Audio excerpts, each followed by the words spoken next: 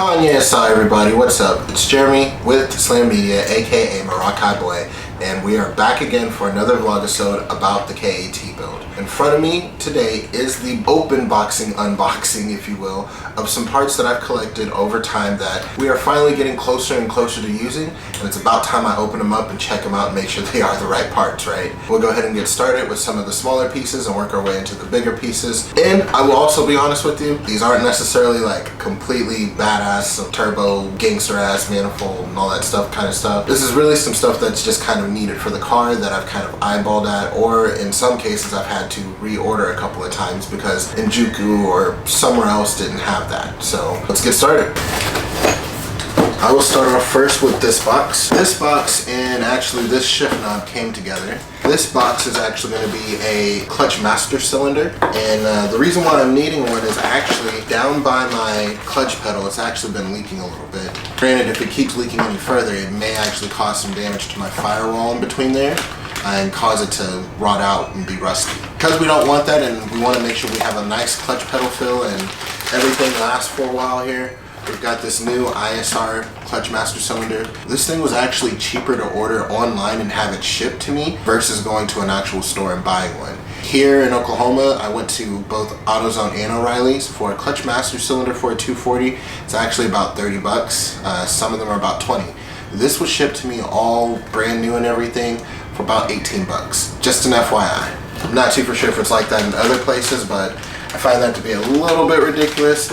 Granted, they are becoming older cars, so things like this may not be in stock at local parts anymore. So next, I'll go ahead and just show this. This isn't really, doesn't have to be shown, but this is going to be a Tomei Duracon shift knob. I really wanted a nice shift knob.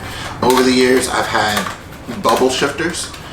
If you don't know what bubble shifters are, I'll put a little picture somewhere on screen and you can kind of take a look at them. I think they're really cool and they do look really cool, don't get me wrong.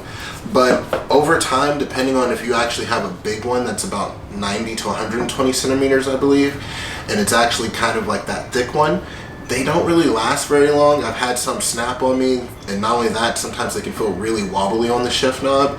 So I wanted to get something that was going to be more solid. And this one I've already opened. I'll probably do a little close-up of this later whenever I'm at home of it, but it's just going to be a plain 80 millimeter, I think, shift knob. No, 90 millimeter shift knob. And just on top it's got this little sticker thing there that says Tomei that's stuck on there. I mean, it's pretty simple, pretty straightforward. It feels really good in my hand. Granted, I've got big hands, and this actually feels really nice. So I'm super excited, super stoked to actually have a nice shift knob for once. To have a shift knob that's actually probably not going to break on me, and it's actually got a little bit of weight to it, so it feels nice. So yeah, can't wait to put that on alongside with a short shifter that I have, which is not going to be in this unboxing, but that's be for a later day. Alright guys, so up next is the Phase 2 Motor Trend inner outer tie rod combos.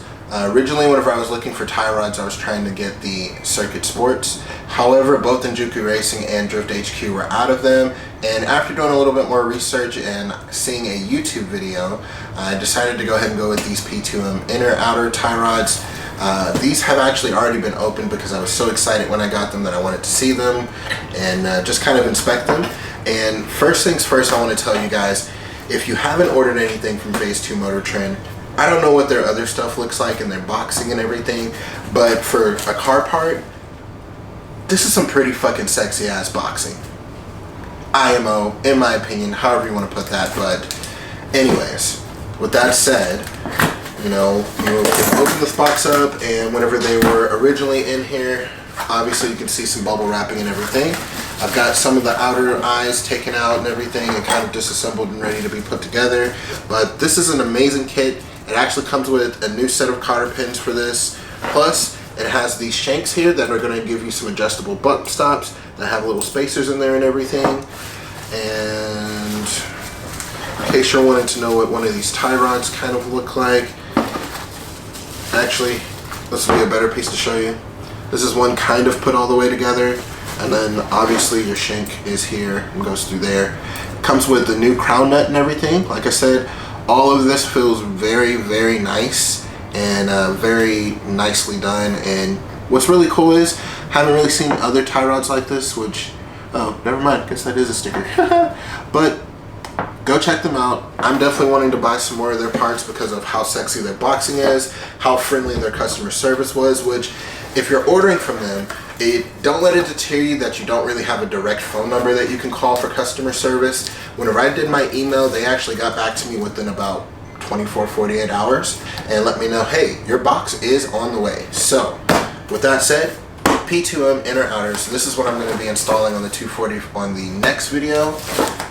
Let's go ahead and take a look at these other ones. These two boxes, which this big one, I'm not going to save it for last. I might as well get it over with. This last one's not really that important. Me it is because of what I'm going to be using it for, obviously. This is going to be a, drum roll please, gasket. And it's not a gasket kit, unfortunately. I know how many of you guys would probably love to see me disassemble the motor and put on other new gaskets such as water pump, you know, the thermostat gaskets, all that stuff, blah, blah, blah. But I got this gasket so that way I can go ahead and remove my valve cover. That way I can paint it and have a new gasket for it as well. So actually, I do need to open this because little Nissan fun fact, and this is actually a fact that I recently learned from Mark, and then I went and looked it up some more, and he's very much so right on it. If you have a KA24DE, that's the dual cam, on the back side of your valve cover, in the center part, in which I'll post a picture of this as I find it. By the way, this is Tom. If you have a bolt at the back of your valve cover, then that is an S14 KA dual cam. If you don't have that there, that is an S13 dual cam. That's how I knew which ECU to get, which whenever I get back home, I'll be sharing that in here as well. But I'm gonna go ahead and check this out and make sure that's right.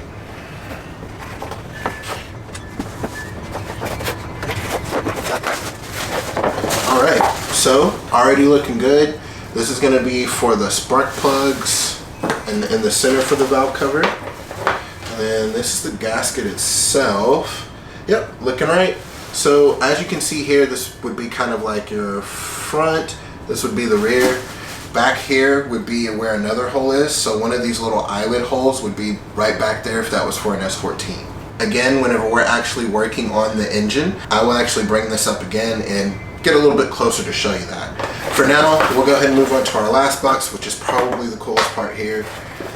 Personally, I've never had to order one of these until now. The KAT is actually going to be my first turbo car that I've personally owned. I've driven some turbo cars, I've drifted a turbo car before.